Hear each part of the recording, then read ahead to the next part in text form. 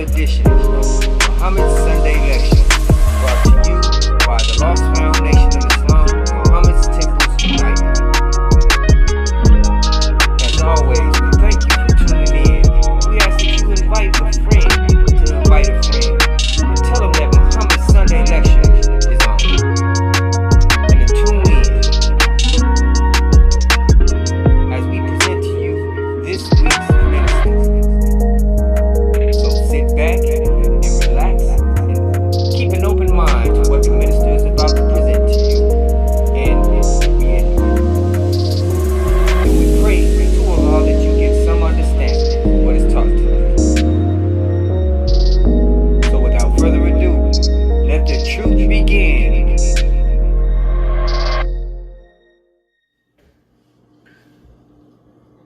Assalamu alaikum. In the most holy name of Allah, the beneficent, the merciful, who appeared among us, the black man and the black woman here in America, in the divine person of Master Fard Muhammad. I greet our listeners, our viewers, in the greeting words of peace and paradise, and of course, in the Arabic language of Assalamu alaikum. Brothers and sisters, welcome to Muhammad's Temples United Sunday Lectures. I'm your lecturer for today. My name is Brother, we always emphasize that, Brother, Minister Abdul Haq Muhammad.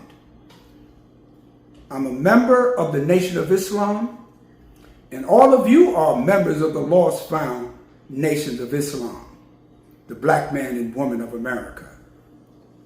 We ask you, we encourage you to invite your family members, your friends, your relatives, your homies, your girlfriends, your neighbors, to join us this afternoon, regardless of what region you are in, whether it's the north, south, east, or west, to hear the life-giving teachings of the most honorable Elijah Muhammad, the teacher of Islam to our people here in North America, and of course at this time in the world. We are in the year 2025, and there's much to say about what's happening. Before we go any further, I must say I could never ever thank Allah enough for raising up in our midst. He wasn't sent. The Honorable Elijah Muhammad was not sent to us. He was raised up from among us, the black man and a woman in America. And we cannot thank Allah enough, who came in the person of Master W.D. Fard Muhammad, for raising up this man who had a love in his heart for the black man and woman, and worked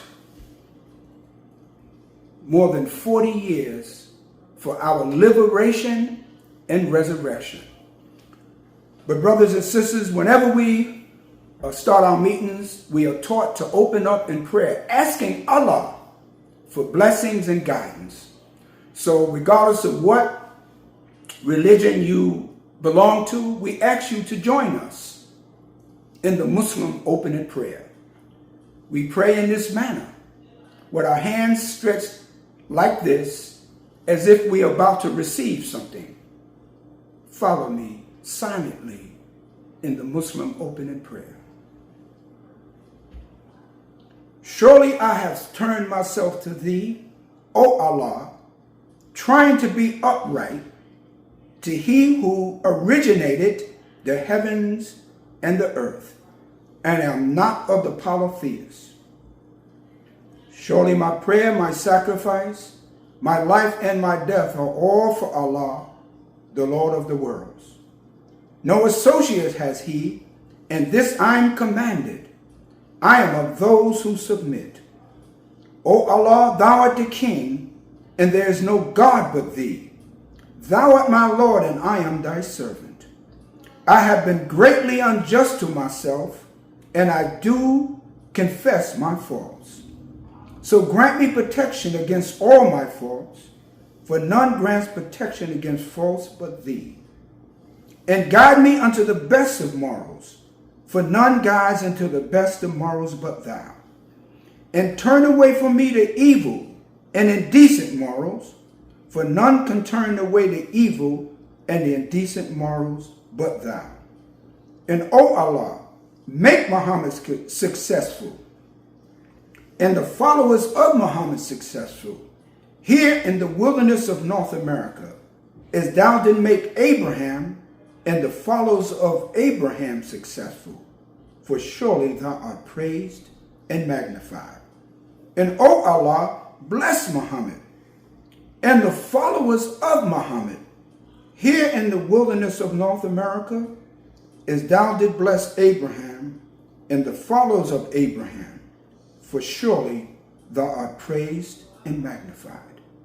Amen. Okay, brothers and sisters, thank you again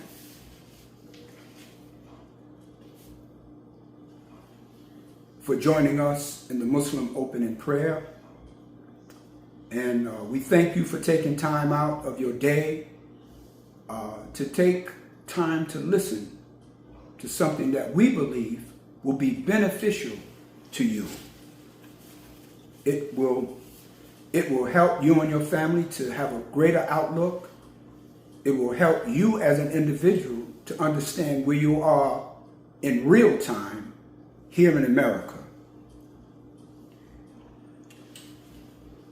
We have a subject this day, a subject that I've been teaching on for maybe the last 2 or 3 times that I came before you.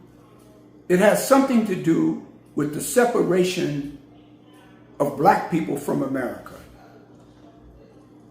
One of the things the Honorable Elijah Muhammad instructed us, and he said that he met with God in person in Detroit, Michigan in 1931. He said these instructions were given to him for the resurrection of the black man and woman. And one of the points that he made, he said, separate yourself from the slave master. And we have always emphasized the slave master is not just a white man, because he was, and on many cases today, still the slave master. But he said the separation that he wants you to separate yourself from is the thinking of the white man, the slavery kind of thinking, where you have to depend on someone to do for you that which you can do for yourself. Here we are in 2025. The gross national product for black people is that we are consumers. We buy everything. Hot sauce, potato chips, beer, wine, French fries, fried chicken wings, all kinds of stuff like that. And we spend in the American economy 1.3 to 4 trillion, not billion, trillion dollars every year. And some of you are playing the Powerball. You know, the Powerball is about 1 point something billion dollars. But you will wait for a Powerball, wishing and hoping that you hit that number. And the way mathematics is, in the way what they call statistics, it's almost like 1 billion to 1 that number is going to come up. That's why it keeps turning over and over. But you're waiting for something that you already have in your pockets. That's why they asked the commercial said, what do you got in your hand? What's in your pockets? Your salvation is in your pockets, brothers and sisters. So my subject today is a united black nation. Separation is a must. Separation is a must, and we will get into why it's a must But both of those titles are synonymous with each other. There's a need for a united black nation, because black people always complain about we're so disunited. But we are a nation and we can unite. But if you unite, you're going to have to be separate from white America. You're going to have to be separated. You must be separated in order for that black nation to continue to thrive and be maintained. Okay? Well, stay with us, brothers and sisters. It's not going to be long. It's going to be strong, and it's going to be directly to the point, transparent, so each and every one of you can understand what we need to do as a people. We are crying out that Donald Trump is attacking us, taking all of our things that belong to us, that we strive for, that we struggle for. He's taking jobs from the community. He's shutting down different grants and programs that benefited black people, affirmative action, DEI, diversity. You know what, brothers and sisters, honestly, all of those things, they belong to us. We deserve that. We have fought for this country. We have been the most loyal group of people than any other group that has been here. And the way they treat us, the way they marginalize us, it is unconscionable the way we're treated. Right now, if the white man went to war in Ukraine or Russia, some of our people will be in the front line. Right now, we complain, but we'll go. We complain that 99, almost 97%, 97 or 99%, we complain that the white man is mistreating us. And we take our money and resources, 99% of it, and give it back to him. It doesn't make sense. Okay. I'm going to be hammering, banging at this idea of separation. Because we cannot go another 400 years and stay here and still be under the rulership of the white man here in America and not do something for ourselves. Our children deserve that. Our grandchildren, our offspring. Our children are our most valuable asset. Yes, they are. We say sometimes the children are the future. They are. You see them young brothers and sisters that's in the streets? The men, the young brothers walking around with their pants sagging, their attitudes dragging. They look mean, they look tough and rough. Those are our children. If they are rightly guided, they will walk us right into the hereafter. So you're waiting for a hereafter somewhere in the distant land. One of the believers under the Honorable Elijah Muhammad asked him one day, "Dear Holy Apostle, where is the hereafter?" The Honorable Elijah Muhammad said, "You're standing on the hereafter. It's right under your feet. Go into the earth, pull the resources out, and you will build your hereafter right here, right now.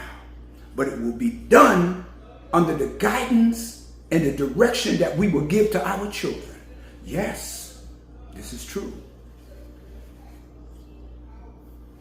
Where we going, brothers and sisters? We're complaining.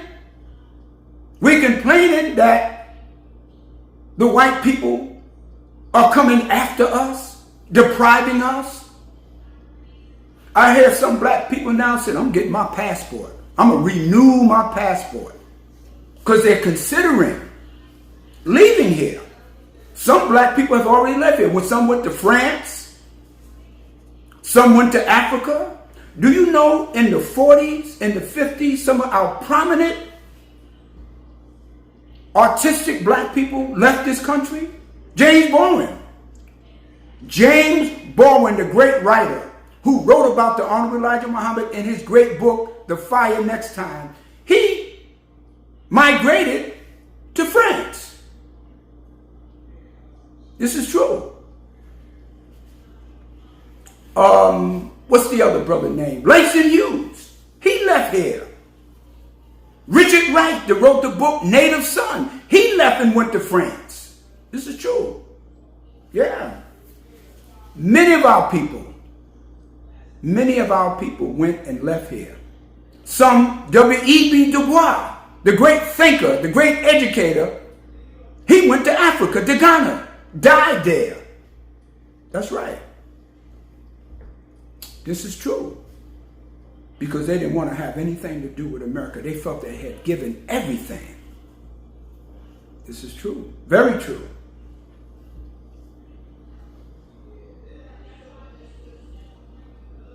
There is a saying that our people say. It said that Jesus is Lord. It says that Jesus is a Savior.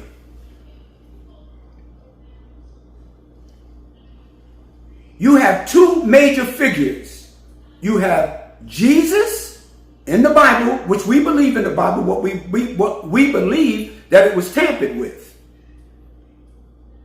And must be reinterpreted so that we would not be tricked or misguided by the poisons that's in the Bible. And then the other figure is Moses. Those two figures represent a position that we must understand, brothers and sisters.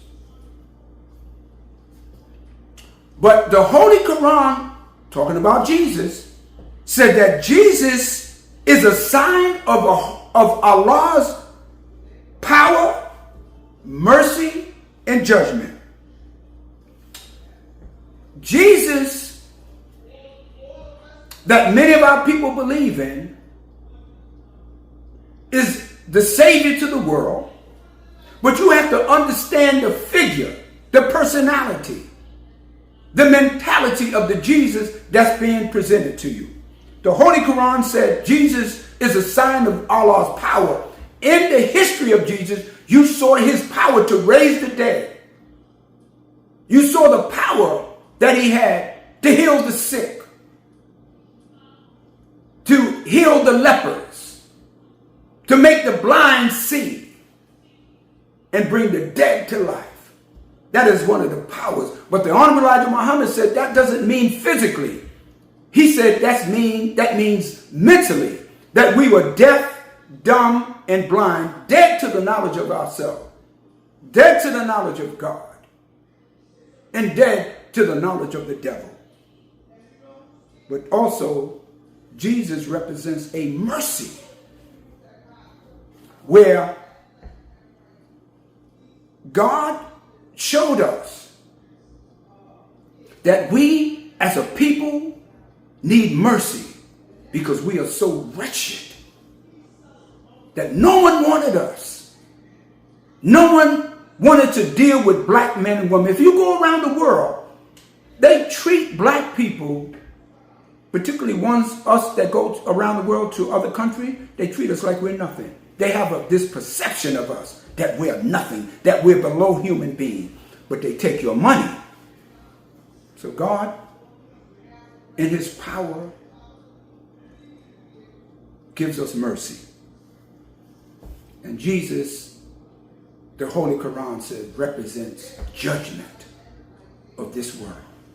Let me read something from our book called The Holy Quran Concerning Jesus.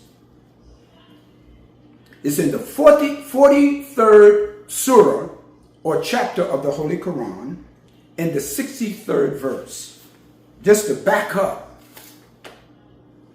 what we're saying. It says, and when Jesus came with clear arguments said, I have come to you indeed with wisdom, and to make clear to you some of that which you differ. See, as a people, we differ with each other. We disagree with each other. And I hate when I hear black people say, oh, we're not a monolith. We're even though we're black people, we have different ideas and different opinions, which is true. We're not a monolith in that sense, but it's almost like we apologizing to white people. I'm not like them niggas over there. I'm a different type of black person. Separating yourself from your people. Stop it. We might not be a monolith, but we're monolithically black. I tell you that. It sounds like a rhyme, right? Monolithically black, I tell you that. Yes. So Jesus says, I claim to give you clear arguments. I come to indeed give you wisdom. See, because we need wisdom. So the Holy Quran kind of gives you that clear idea of the power of Jesus, but not a dead Jesus that lived 2,000 years ago.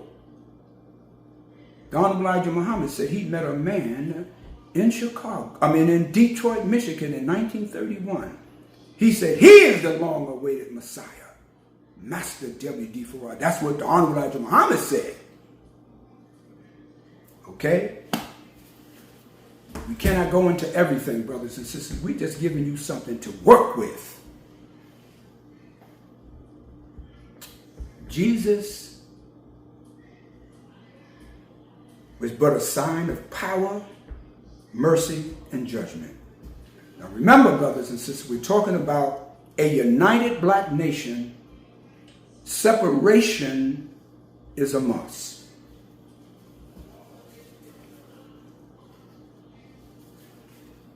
When you have two opposing individuals, when you have two opposing ideas, when you have conflict, when you have war, when you have a husband and a wife, a child and his siblings, when you have all of that, all those things in conflict, the first thing you do that you're supposed to do is separate them until you can find out the problem.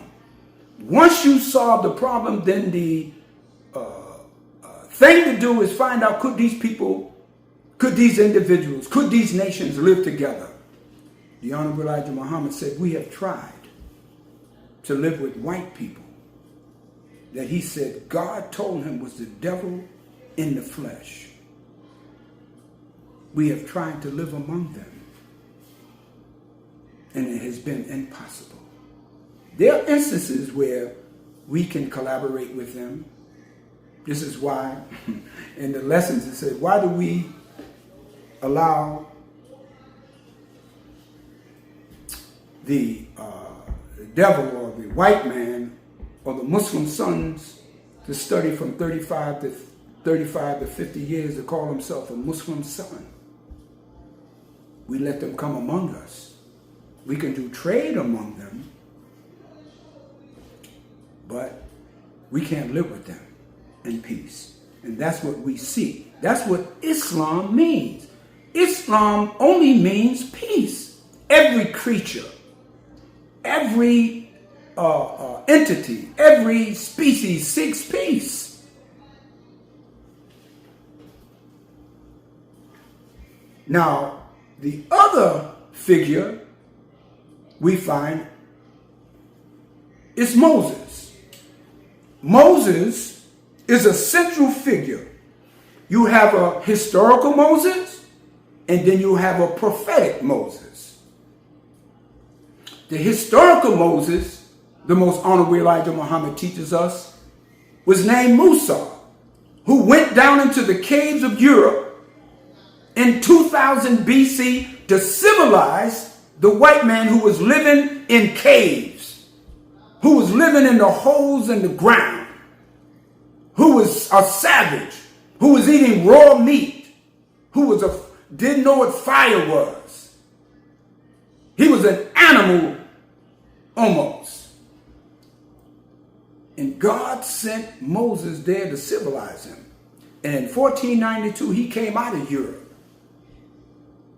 under a figure named Christopher Columbus, Cristolo Colombo. And he came not to America, he came to a part of a place called Hispaniola. Today that is Dominican Republic and Haiti, or Haiti as you call it. He got lost. But that was one of the first times in 1492 that the white man came up out of Europe. He was blocked in there. He was, he was roped in there, as the lessons say. But we need to be more concerned with the prophetic Moses. Stay with me, brothers and sisters. The prophetic Moses is the one that corresponds with us. Now, when the Honorable Elijah Muhammad was commissioned by Allah in the person of Master Jalil Farad Muhammad, he told him to read 104 books. And he told him that you can find them in the Congressional Library in Washington, D.C. The Honorable Elijah Muhammad went there and found the books. Okay? Now, I don't know if any of the veteran or the pioneer Muslims are still around that know all the books. I'm only familiar with 4 of the 104. One of them was the Holy Quran.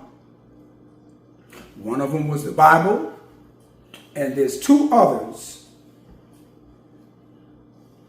that I have copies of. I had to go almost to all kind of changes just to get those books because they were out of print.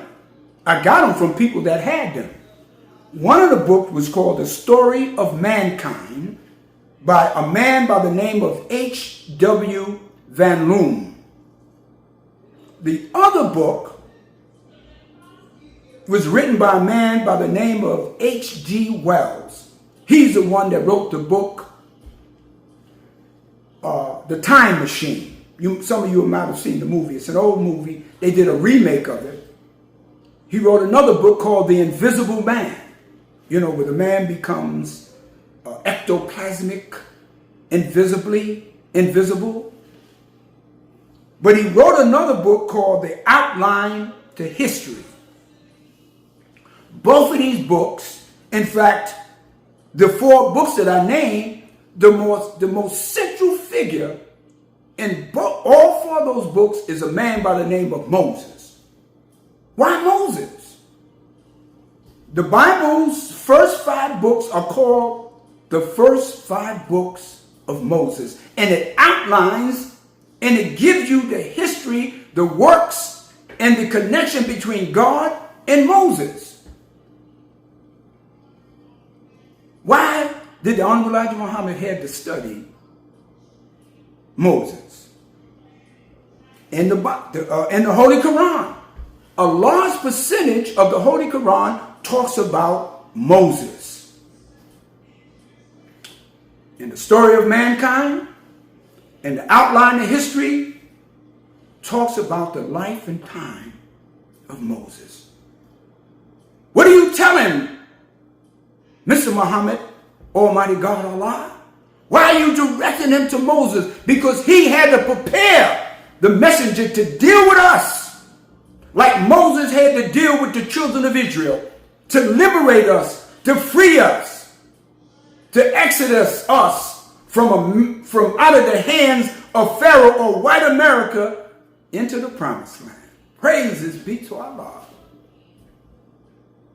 The Honorable Elijah Muhammad is that modern day Moses. Of all the figures that you can address him, he fits the description of Moses like no other.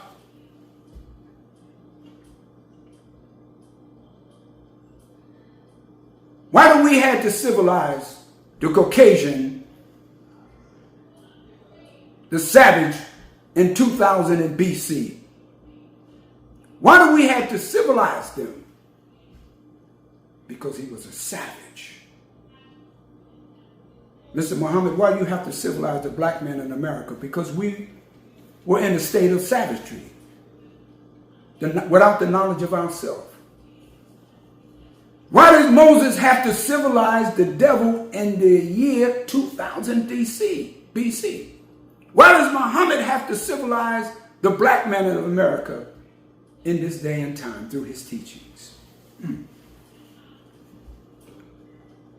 God was preparing the Honorable Elijah Muhammad for his mission to us as a people. A united black nation, separation is a must.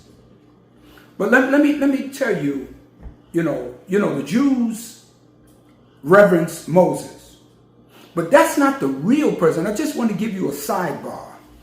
That's not the figure that they really look to, even though they recognize Moses as the liberator. In fact, they call Moses, they expect the return of Moses. The Jews, I'm talking about the super Orthodox Jews, the Hasidic Jews, the Sephardic Jews. They have a table and they have a chair that is empty, awaiting the return or the entrance of the Messiah, Moses. But you know who they really reverence? Job. You heard of Job in the Bible. In the book of Job, in chapter 1, verse 8, the Lord is talking to Satan. Because Job was an upright man. He had much cattle. And you know the Jews, when they go to certain places and there's a statue, I believe, I don't know if it's in Jerusalem or in another part of the world, they kiss the feet of Job. It's a statue. Because Job represented his commitment to God. Job was a wealthy man. He had a wife and a family. He had cattle, sheep.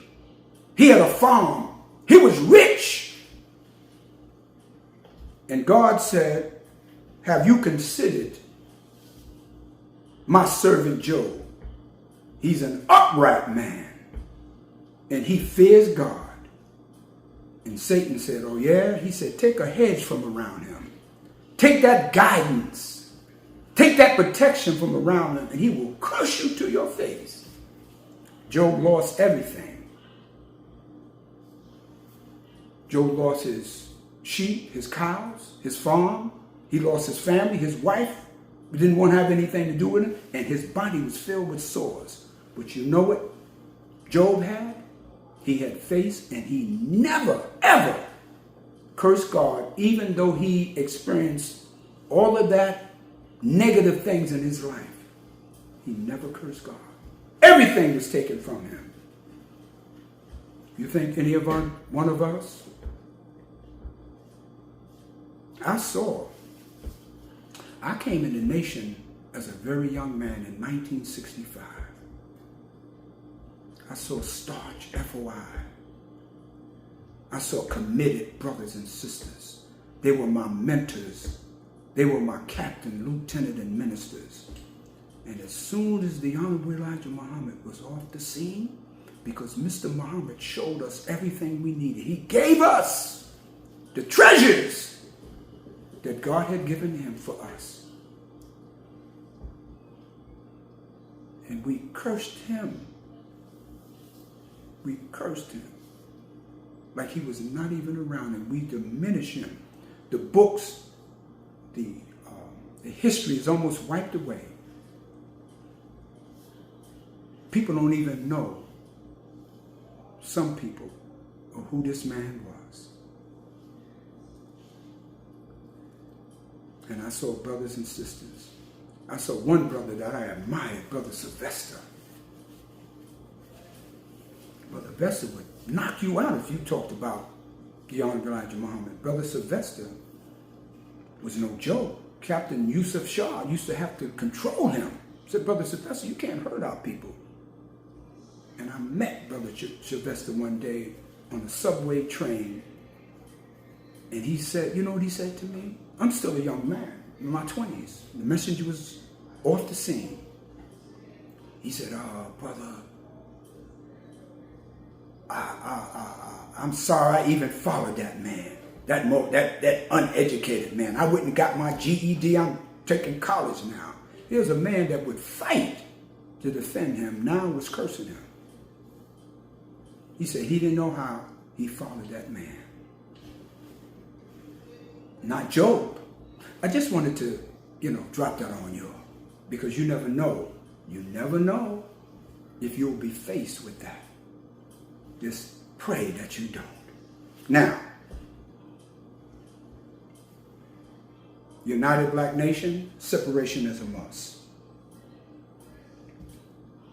Quran called Moses in the 20th chapter called Taha.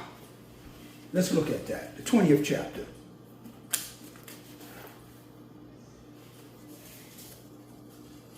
And it says, and we. Now look how it starts off. It said, we. If Allah is one, if Allah is an individual, and Allah is not a polytheistic figure, then why does it say we when it starts off in this chapter called Taha? Moses is called to a task.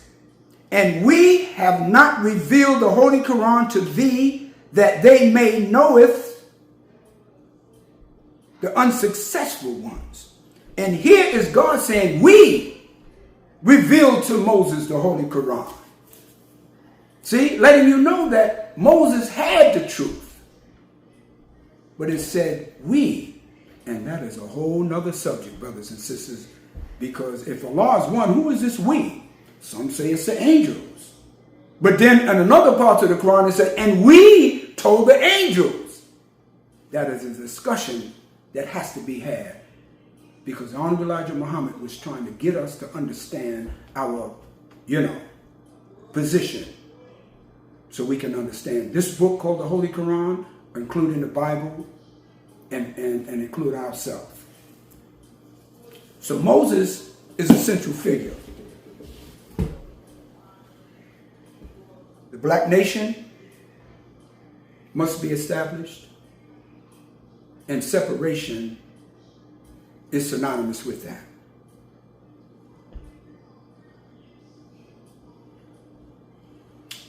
When we use the word must, separation, it's like your mother telling you, you must go to school. Why? Because you can be educated. You can learn the fundamentals of reading, writing, arithmetic, the sciences, the history, social studies. You must wear a coat if it's cold outside. See the emphasis? Our mothers and parents used to tell us that. You must go shopping in order for us to have food. You must brush your teeth, or else you will get cavities. The must is something that sometimes we don't understand, brothers and sisters, and we become rebellious against the must. A united black nation.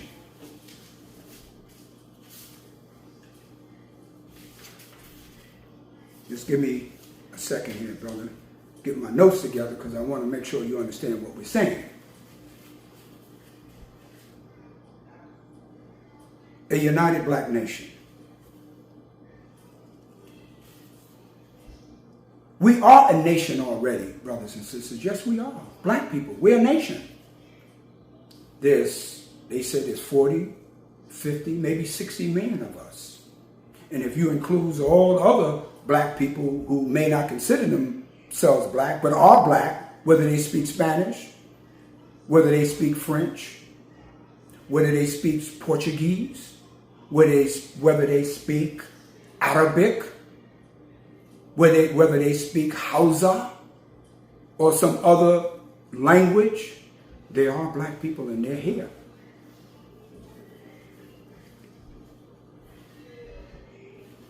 Let me just read something from some writings that the Honorable Elijah Muhammad did in 1957 and 58 concerning a black nation. 1958, black people wasn't even talking about no black nation. They weren't. Black people are trying to talk about that now, but when he was saying it, they were rejecting him. And some people, brothers and sisters, say, well, he was ahead of his time. No, he was on time. Prophets and messengers are not some so-called head of their time. They are on time. God gave them the time, the means, and the message to get the job done. Now here, the Honorable Elijah Muhammad wrote in the Amsterdam News, the New York Amsterdam News. I'm from New York, born and raised. A united black nation. Listen what the Honorable Elijah Muhammad said. Why not a united 20 million black people of America? There is a United Nations headed by America and England, which includes nearly all the races and colors. There is also an United Arab Republic. See, he's letting you know, this is 1957, 58. 20 million black people of America are called after the names of their slave masters. This means they are still property of white America. This is why he said, separate yourself. Separate yourself from the slave masters. Your mind, your thinking, your names. He says, this means that they are still the property of white America, thus making it impossible for them to become free and an independent people of white America. If they, black people in America, if they would unite and throw off the white man's names and attitude, which has no divine meanings, for they, and he talks about the book of Isaiah. He said, for they and the very slavery teachings of the white man's religion, they in the name of Allah and the name of Islam become the greatest and the mightiest nation on this earth. That is our potential. That is our potential. Now, we are a nation. But you know what's missing? The most Honorable Elijah Muhammad always emphasized? That we need trust. You got to trust your brothers and sisters. We got to trust each other. What else do we have? You know, you have other ethnic groups. You have other races. They have conflict with each other. But they have a deep trust with each other. In each other. Because they have a common language, they have a common culture, they have a common religion, their gods look like them. If you go to Thailand, if you go to China, if you go to the different Oriental countries, if you see pictures of their religious figures, it looks like them. But if you go in some churches right today, they have pictures on the wall. The whole church is black, and you have a picture of a white Jesus up on the wall. That's a conflict. Okay? But we must have that kind of trust. I don't like her. I don't trust her. She thinks she all that. I listen to black people every day. We always have this kind of self-hatred for each other.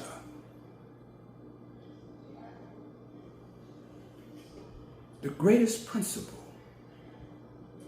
is to want for your brother and sister that which you want for yourself. Isn't that natural?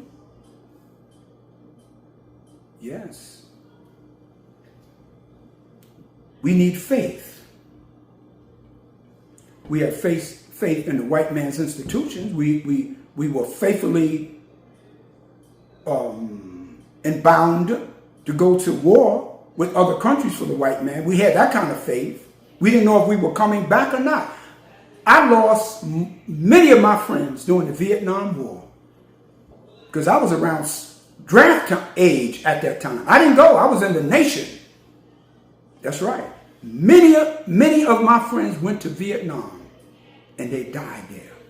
And some of them came home and they had lost their minds. They had seen so much death and carnage.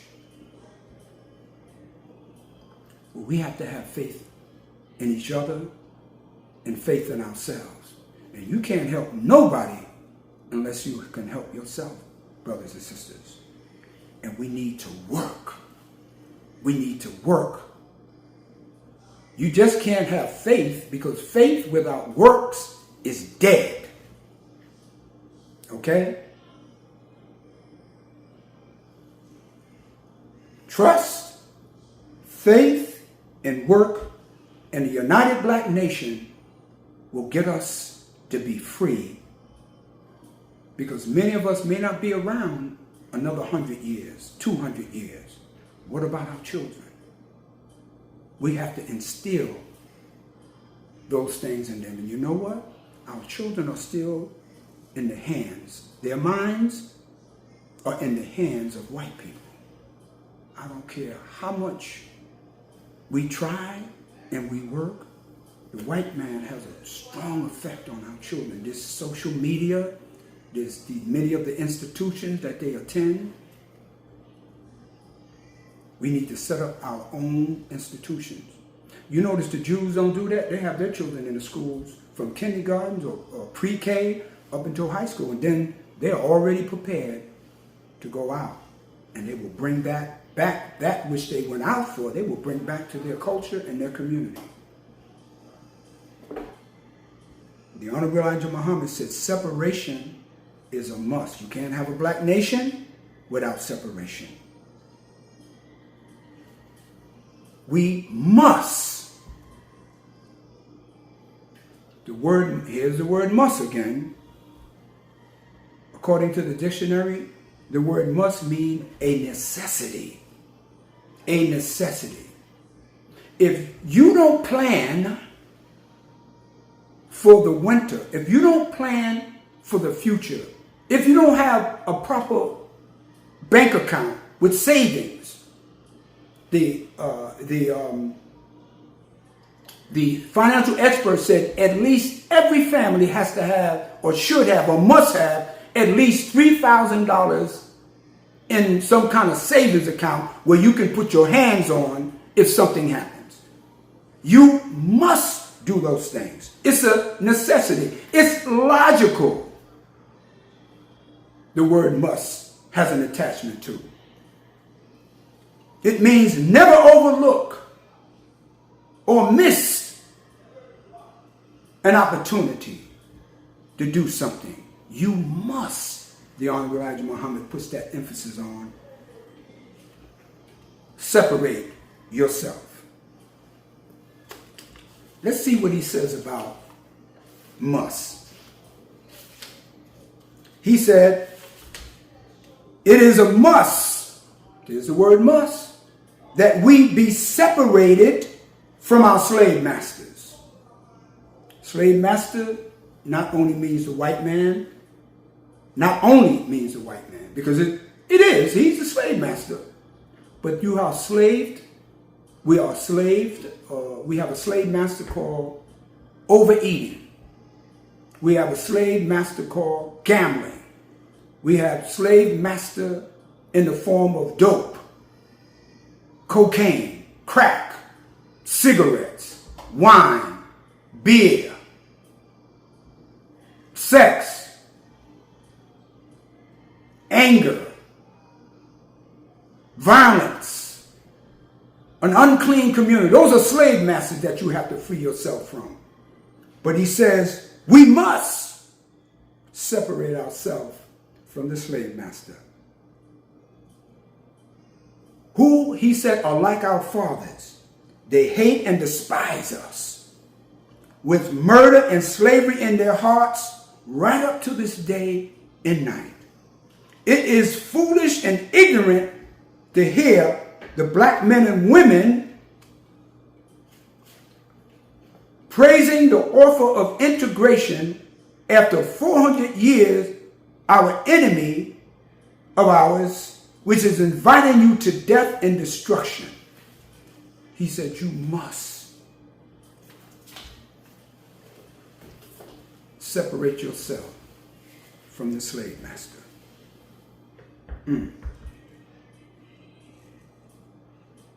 The Honorable Elijah Muhammad said, setting up a black nation and separating yourself are the two connections. You can't have one without the other. If you just have one and you're still here and you're trying to operate a black nation, but you're still not separate from those things, whether they be mentally, physically, socially, culturally, why you're still a slave. Why you're still a slave. He said, you have to solve the problem. This is what he says about solving the problem. As we are nearing our conclusion, separation solves the problem. This is his headline. There is no doubt that we are living in a time of universal separation of the black and the white. Right today, you see the emerging, as they call it, of white supremacy. That's what they call in Donald Trump's administration and his people that's around him. You see white people stepping to you now, getting emboldened, telling you niggas, calling us names, this getting gangster with us. I see you don't get gangster with the members of the Nation of Islam, because you know we're going to fight back. But you go to the weak of our people. So the Honorable Elijah Muhammad, there is no doubt, he says, we are living in the time of the separation of the black and the white. Due to your ignorance of this time, you have to know the time, brothers and sisters, and understand the time. There's a saying, how beautiful it is when an idea whose time has come. And the divine plans of Allah God. You probably would not like to hear me talk about this. He said, the wise and the alert people of yours have knowledge of it, but do not like to talk about it because of the love they have for the present world. See, some of our wise people, some of our educated people, they know this is the time for us to separate. They know this is the time for the setup of a black nation. But because they love this world, they love this glitter and pomp, they love all of this stuff that's in this world, that they don't want to make the right moves and do the right thing. He said the poor, the ignorant, ones who have no knowledge of it, and care less as long as they are given the crumbs from the white man. It is not your will or power which is bringing it about. It is the will of Allah and the power of Allah God, as foretold by his prophets and messengers from Moses to Muhammad. Separation solves the problem. Brothers and sisters, if you are in conflict constantly and you see no way for any resolve, any conflict resolution, then it's the best thing to separate. The worst thing you can have in a reference relationship with a man and a woman, you see them fighting all the time, never agreeing on anything. There's a problem in that relationship. As much as they are living in the same house and going shopping, but in the root of their relationship, there's a problem. It's probably best for them to separate. As I conclude, brothers and sisters, this subject, I thank you for listening, but I want you to know and understand that Allah came for us, black people. Don't feel that you are being abandoned. Don't feel that we are nothing. Get out of that thinking. Stand up to the white man.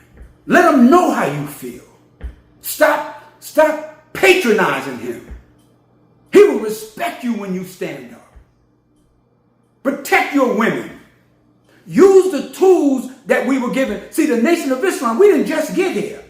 We've been here almost 97 years coming up in February. We're not no new cats on the block. We're not no Johnny-come-latelys. We didn't just get here. Man, we got 97 years of history and work among our people. And you act like we're not even around. But we will make our presence known among you. We have the tools, black brothers and sisters. God has come for you to lift you up. And he will not abandon you. He will not forsake you. This is why the Honorable Elijah Muhammad called Master Fard Muhammad when the Honorable Elijah Muhammad was released from prison in 1946 or 47. He said, Master Fard Muhammad is our Savior. That's when that word first was introduced. He came to save the sick, sinful people that the world had rejected. The black people in America. You are blessed, but you have to recognize your blessing. And if you recognize your blessing, you would establish a black nation and separate yourself from the slave master. And with that, brothers and sisters, I close my subject as I opened in the name of Allah, who came in the person of Master Fard Muhammad to we, the black man and woman of America, and in the name of his divine servant and messenger, the most honorable Elijah Muhammad, I greet you as I close. Assalamu alaikum. Brothers and sisters, I thank you for taking the time to listen to us this afternoon or evening, whenever you're seeing this and viewing this and listening to this. Thank you. Thank you very much. We appreciate your time. We are here just to give you what we were taught. We're not better than you. We just have some more information that we have that you may not have. But we're not better than you. We're like you. At one time, I didn't know this. I was in the grave, man. I was hanging out, smoking weed, drinking wines, robbing, stealing. I've been to jail. But Allah blessed me when the Mr. Muhammad found me. So we thank you again and again. And if you would like to support Muhammad's Temple of Islam United, the Nation of Islam, there's some information that's going to be given to you, how you can learn more about what we're doing, what we're teaching, and how you can get involved to help us establish that black nation. You will have that information as I close. So as I close, as I opened with prayer, follow us, brothers and sisters. In the name of Allah, the Beneficent and Merciful. All praises are due to Allah, the Lord of the worlds, the Beneficent and Merciful, Master of this day of judgment in which we now live. Thee alone we serve, and Thee alone do we beseech for aid. Guide us along the right path, along the path of those who Thou hast restored favors, but not along the path of those whose wrath brought down, nor along those who go astray after they've heard Thy teaching. Say, He, Allah, is one God. Allah is He who is independent, but upon whom we all depend.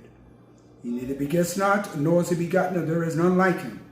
And I bear witness that none deserve to be praised or worshipped besides Allah, who came in the person of Master Fard Muhammad, and I bear witness that the Honorable Elijah Muhammad is His true servant and messenger.